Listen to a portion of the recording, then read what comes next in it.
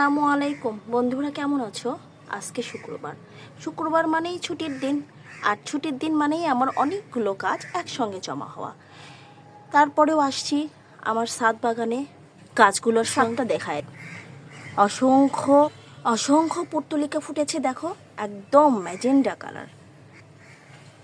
এদিকে ইনিউ সাদা আর হলুদ হয়ে সুন্দরভাবে শোভা দিচ্ছে আমার বাগানে।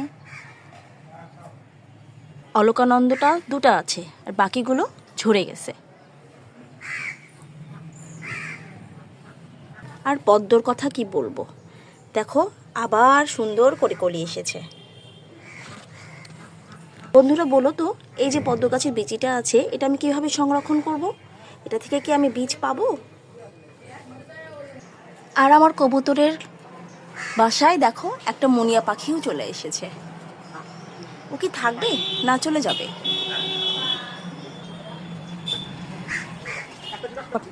শাপলার কথা তো বলাই যাবে না, দেখো একের পর এক কলি দিয়ে যাচ্ছে, ফুল দিয়ে যাচ্ছে, আবার আর একটা হয়েছে।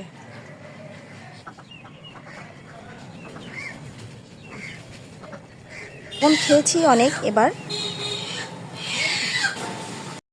এই তো আমার ছোট্ট ছাদ বাগান। আজ তাহলে রাখি, আবার ইনশাল্লাহ তোমাদের মাঝে আসবো। আল্লাহ হাফিজ।